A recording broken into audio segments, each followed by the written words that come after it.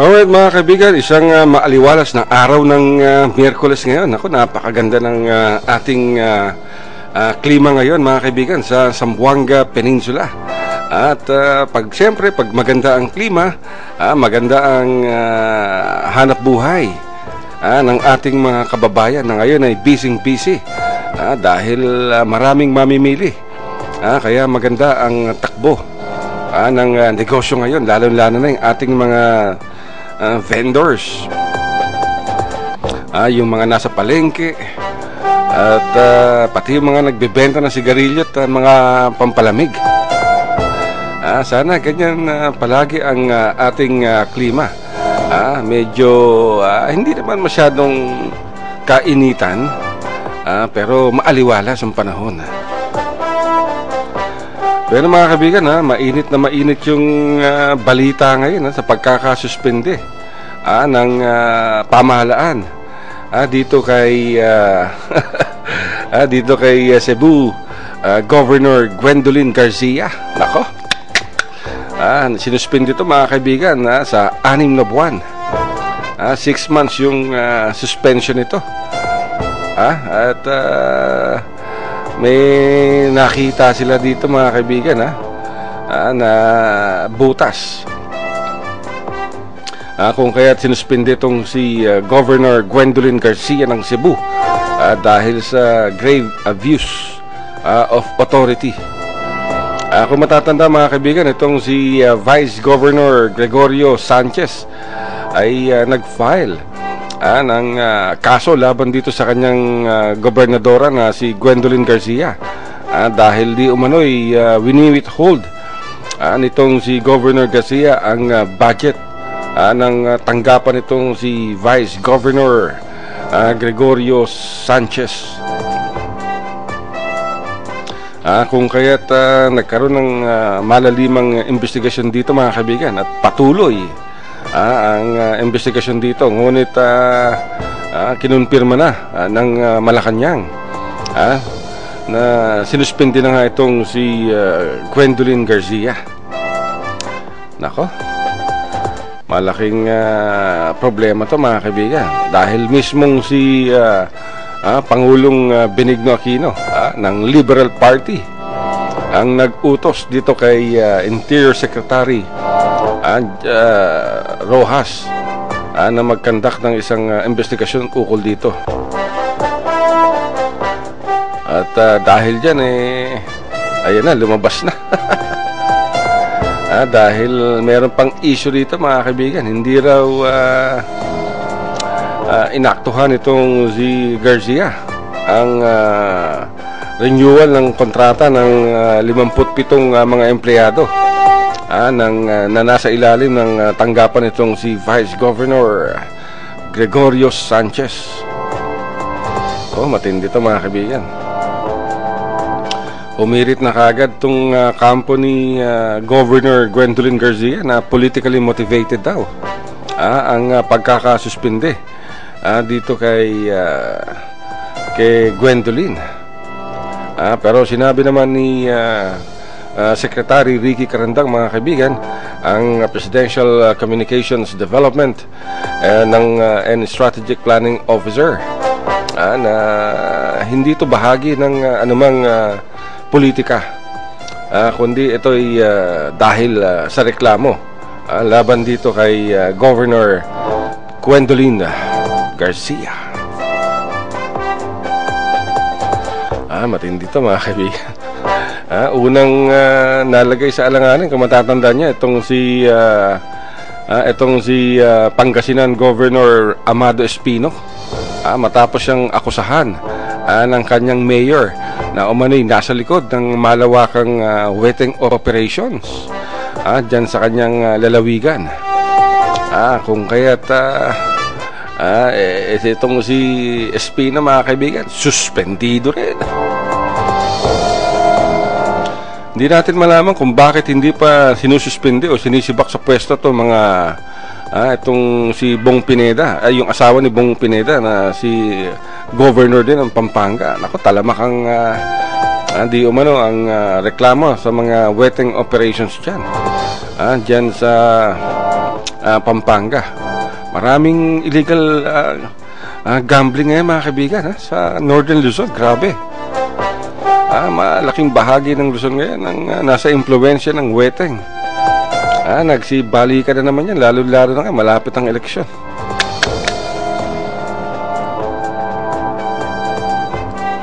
So, tignan natin kung ano ang gagawin ng pamahalaan dyan, mga kaibigan. Dyan sa problema. Malaking problema ng huweteng o illegal gambling, mga kaibigan. At tignan natin kung anong magiging hakbang nitong itong bagong Chief PNP. Na si Director General Alan Purisima. Dahil kahapon ay formal nang umupo itong si Director General Alan Purisima, dahil maaga nilang pinaretiro ng Malacanang itong si dating PNP Director General Nicanor Bartolome. Kasi kung hindi maagang magre-retiro tong si Bartolome, nako, hindi makakaupo tong si Director General Alan Purisima, nakilalang bata nitong si DILG Secretary Mar Rojas. Sa kanyang statement kahapon, mga kaibigan, nagbabala naman tong si Director General Alan Purisima, na isa ring matalik na kaibigan at close family friend ni Pangulong Benigno Aquino. Nagbabala tong si Purisima sa lahat ng mga tiwaling pulis na magbago kayo, at kung hindi nyo titigilan ng inyong katarantaduhan, masisiba kayo sa pwesto. Sabi pa ni Pangulong Aquino, hindi lamang kayo masisibak sa pwesto, bibigyan pa namin kayo ng libre t-shirt na kulay orange, na may malaking tatak na letter P. Ay, hindi P dahil sa president o presidente, P dahil sa prisoners. Ayan ang banta nitong si Pangulong Benigno Aquino at nitong si Director General Alan Purisima. Sabi pa ni Director General Purisima, to those involved in corruption, get out now. Matindi yung first order of the day niya. Naka-direkta kagad sa mga tiwaling miyembro ng kapulisan.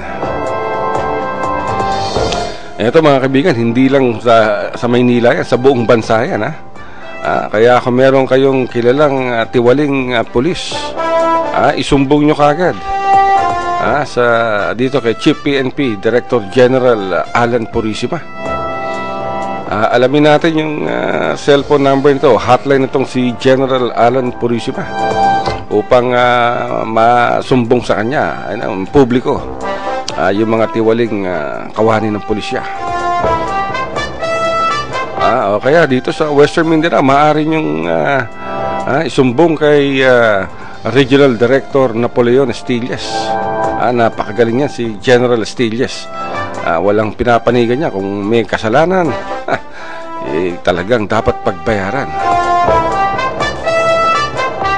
Si Director General Alan Purisima, mga kaibigan, ang ika-18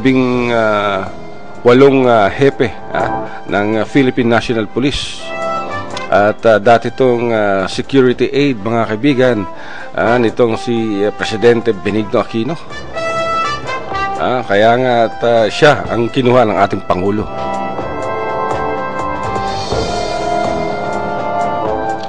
Kung di nyo na itatanong, mga kaibigan, itong si Director General Alan Purisima ay graduate to ng Philippine Military Academy, Class 1981. Hindi ko lang matiyak kung kamista ba to ni General Daniel Lucero.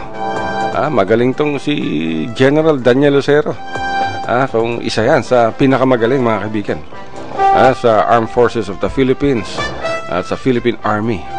Ngayong hepe ng militar dyan sa Lanao. Sinabi pa nitong si General Purisima, mga kaibigan, we shall start by being true to ourselves, sabi niya. And we shall start by espousing the truth and nothing but the truth. Para ka nanunumpa sa korte, and help me God. And sabi pa niya, we should also stay true to our sworn duty to protect the people and fight for justice. Sino kayang gumawa nitong speech ni General Alan Purisima? Mukhang media man ang tumira nito. We shall start by espousing the truth and nothing but the truth. So help me God. Alam nyo, batang-bata pa tong si Director General Alan Purisima, mga kaibigan, at 53 years old. Meron pa siyang hanggang 2015, November 2015, upang manilbihan. Mahaba-haba pa to. Patapos na ang 2012, so mayroon pa siyang sapat na panahon upang gawin ng mga reforma dyan sa kapulisan. Bahagi ito, mga kaibigan, ng daang matuwid ni Pangulong Benigno Aquino. So dapat suportahan natin ang liderato, mga kaibigan, itong si Director General Alan Purisima. Kahapon, di ba, mga kaibigan, binati na ni ni Senator to be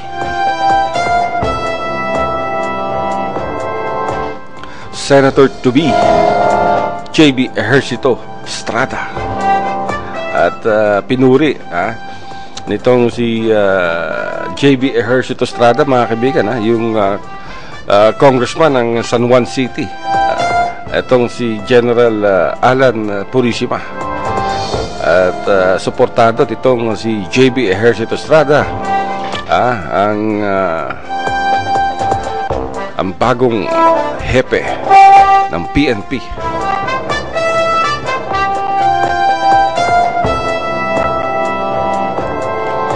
Ayos siya, mga kaibigan, dahil at least may bago ng hepe ang pulisya, at siguro lalong mapapagaling yung trabaho ng bawat isang parak.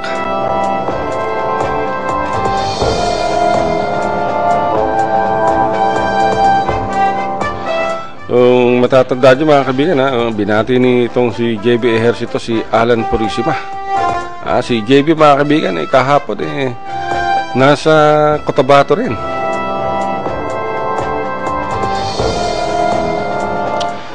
Dumalo itong si Congressman JB Ejercito Estrada sa State of the Region address nitong si ARMM Governor Mujib Hataman.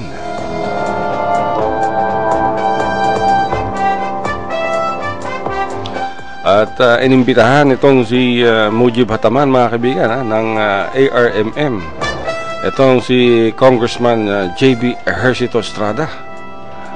At kahit malayo ang Cotabato, mga kaibigan,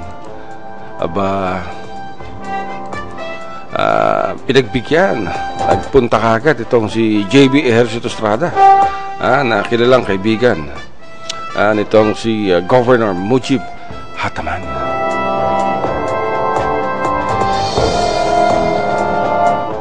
Sa kanyang State of the Region address, mga kaibigan, inilinya nitong si Governor Mujib Hataman ang kanyang mga iba't ibang accomplishments bilang officer in charge. At siyempre, dineliver niya sa Tagalog yung kanyang pahayag. Ang pahayag nitong si Governor Hataman. Ang una niyang talumpati ay sinabi niya, mga kababayan, sa unang pagkakataon ako'y humaharap at mag-uulat sa inyo sa tunay na estado ng ating rehiyon. Sabi pa ni Governor Hataman, hindi lingid sa ating kalaman, dugot, buhay ng ating mga ninuno ang puhunan kung bakit nabuo ang ARMM.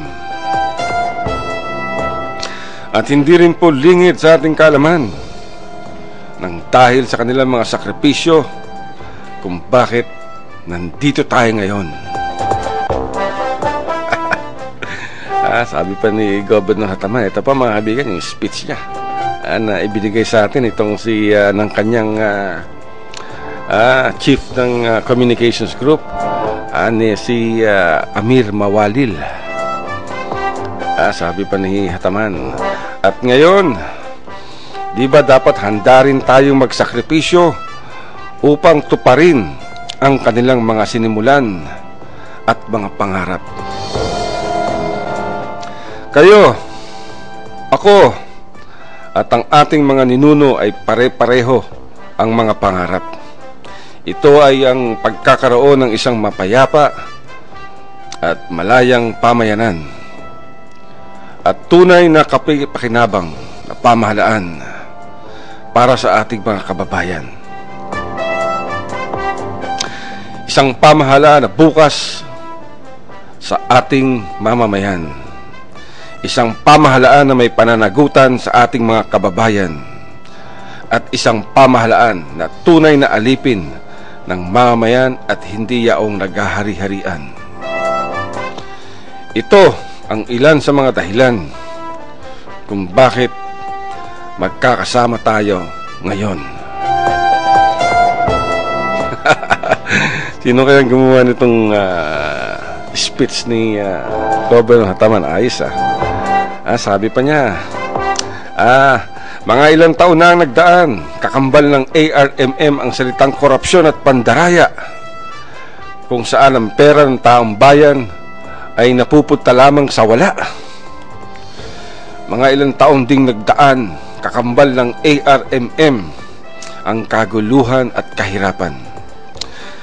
Libo-libong pamilya ang gumagapang na sa lusak, gumagapang na nga sa kumunoy ng kahirapan, ay napipilitan pang lumikas sa kanilang mga tahanan at mga sakahan, bunga ng digmaan at hidwaan.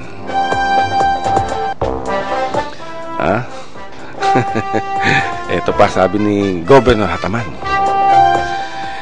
ito ang dahilan kung bakit ang pamahalaan ni Pangulong Aquino ay porsigidong magkaroon ng malawakang reforma at pagbabago sa sistema ng pamamahala sa ating rehiyon.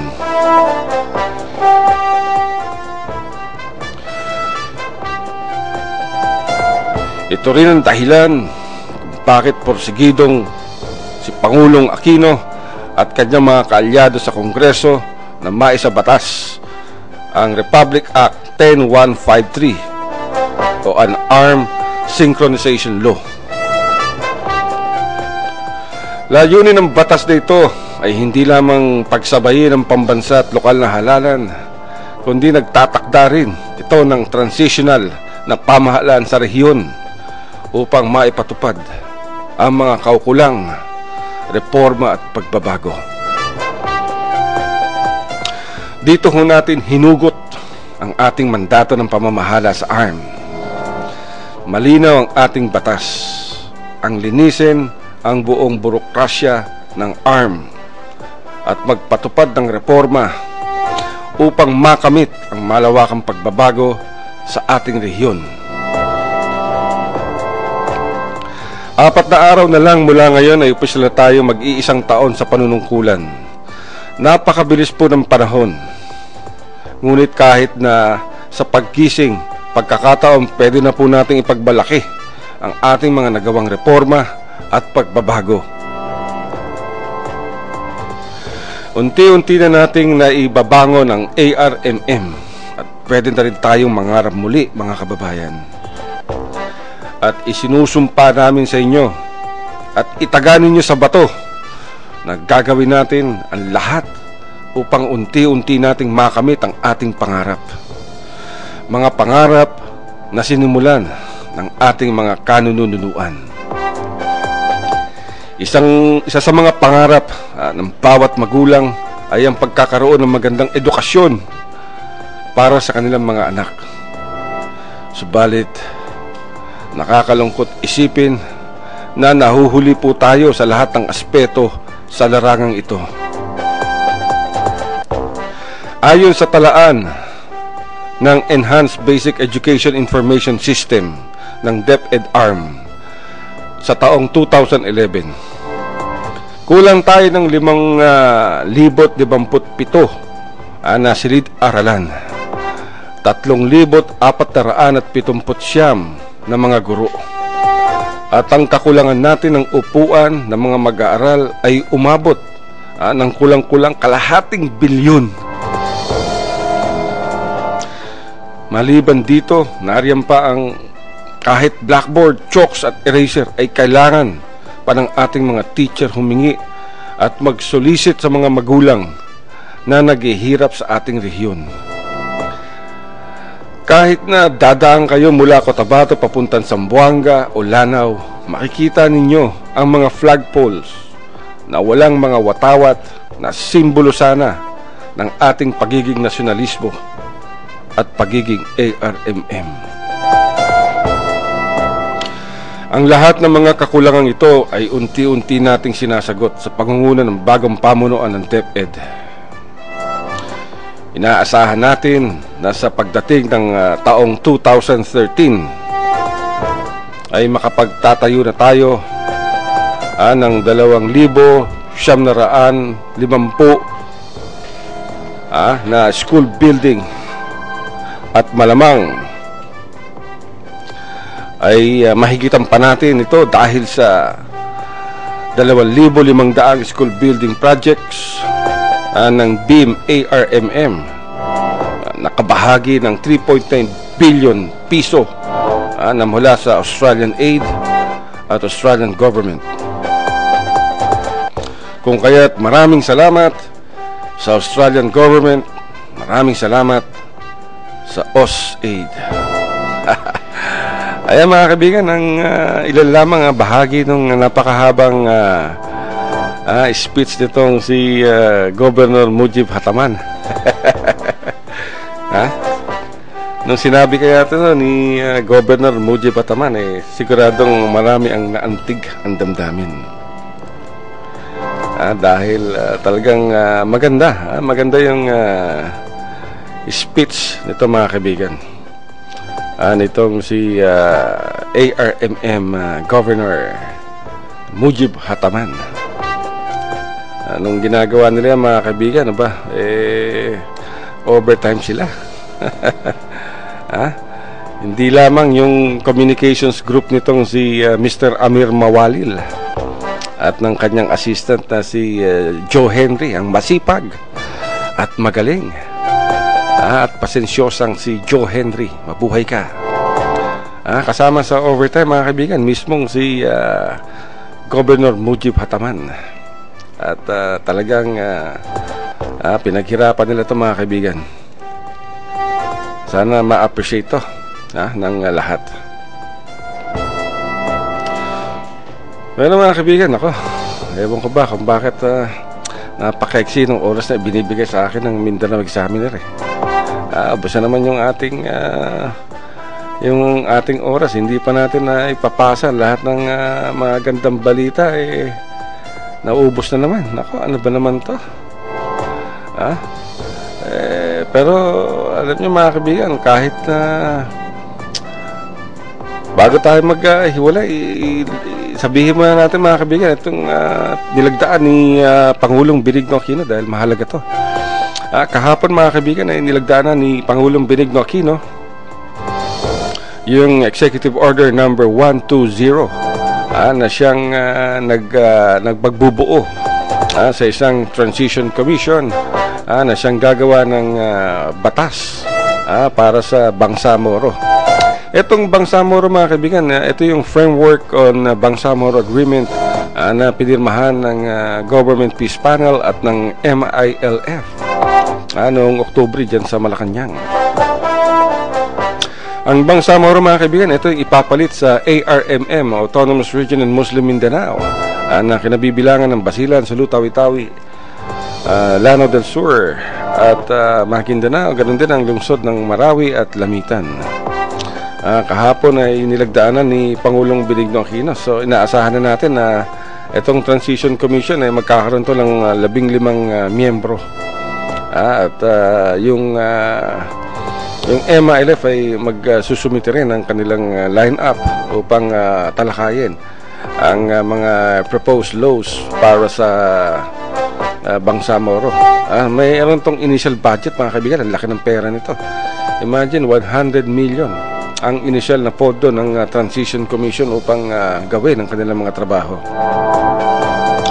So maganda ito, mga kaibigan, at talagang inaapura ng pamahalaan na magkaroon ng peace agreement o peace deal sa MILF upang maisulong na nga naman itong kapayapaan sa Mindanao at yung developments.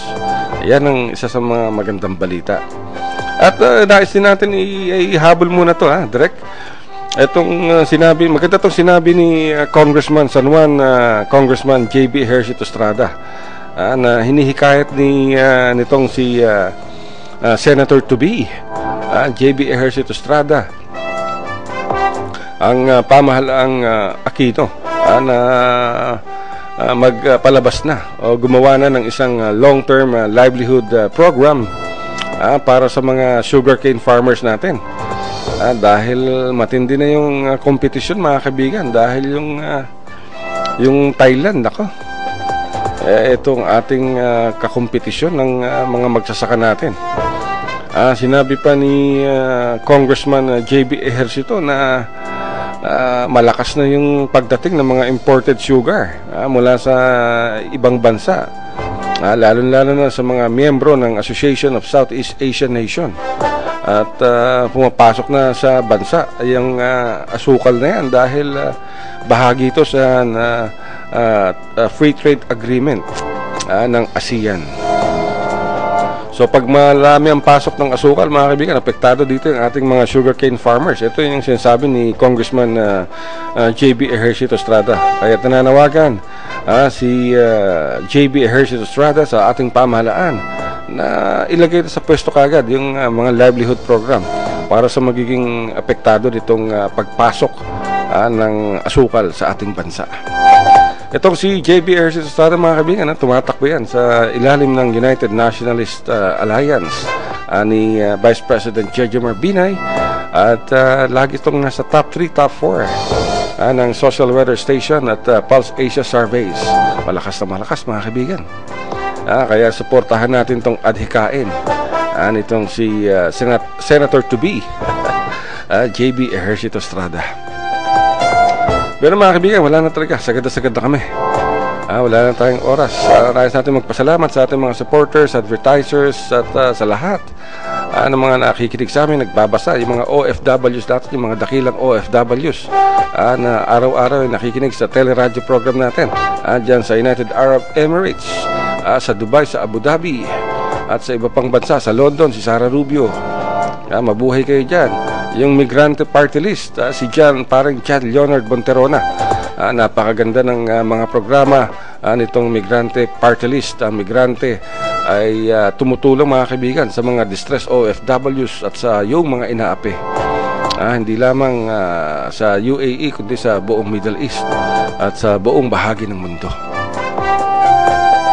Pero nagpapasalamat tayo sa ating mga supporters, sa ating mga readers, at sa ating mga advertisers, sponsors, at mga partners dito sa Mindanao Examiner Teleradyo. Meron itong teleradyo, mga kaibigan, ay napapakinggan ng live every 10 o'clock in the morning sa MindanaoExaminer.com at sa livestream.com/Mindanao Examiner. At napapakinggan din ito sa Mindanao Examiner Television Channel 54 sa Zamboanga City, at sa Mindanao Examiner Television Channel 63 sa Kismet Cable at Pagadian City Cable Diyan naman sa Zamboanga del Sur. Of course, sa Basilan. At kung gusto nyong magpalagay ng mga television ads, ay maaari nyo kaming tawagan. At may kita nyo ang aming numero sa ilalim ng inyong television screen. Sa 062-992-5480. At siyempre, bukod sa telebisyon at sa Mindanao Examiner Teleradyo, yung website natin mga kaibigan, yung MindanaoExaminer.com, umaabot yan ng 2 million hits every month. Ibig sabihin niya mga kaibigan, 2 milyon ang tumingin, nagbasa ng balita, tumingin ng litrato, nanood ng video sa website ng MindanaoExaminer.com. 2 million hits nung nakaraang Agosto mga kaibigan. At siyempre yung ating weekly regional newspaper, yung Mindanao Examiner newspaper mga kaibigan, isang weekly regional newspaper to na nagsisirculate sa malaking bahagi ng Mindanao. At siyempre yung ating Mindanao Daily Newspaper, naman mga kaibigan, araw-araw. At ang ating Business Week Mindanao, sa lahat ng inyong publication, whether sa telebisyon, sa ating mga pahayagan, ang Mindanao Examiner Weekly, ang Mindanao Daily Newspaper, at ang Business Week Mindanao. Pag kailangan nyo ng advertisements, publications, lahat ng uri ng publications sa dyaryo, maaari kayong tumawag sa 062-992-5480 sa lahat ng inyong advertisements. At siyempre nagpapasalamat kami uli sa inyong lahat, sa mga nagbabasa, bumibisita sa amin araw-araw, nakikinig sa Mindanao Examiner Teleradyo, at ang ating mga sponsors, partners. Maraming salamat po sa inyong lahat sa patuloy ninyong suporta sa Mindanao Examiner. Pero mga kaibigan, wala na talaga tayong oras. Sagad na tayo sa ngalan ng aming direktor, si Greg Lianya, sa lahat ng buong buo ng Mindanao Examiner. Ito pong muli yung abang lingkod, alas 5 pa lamang, nagsasabing bye-bye.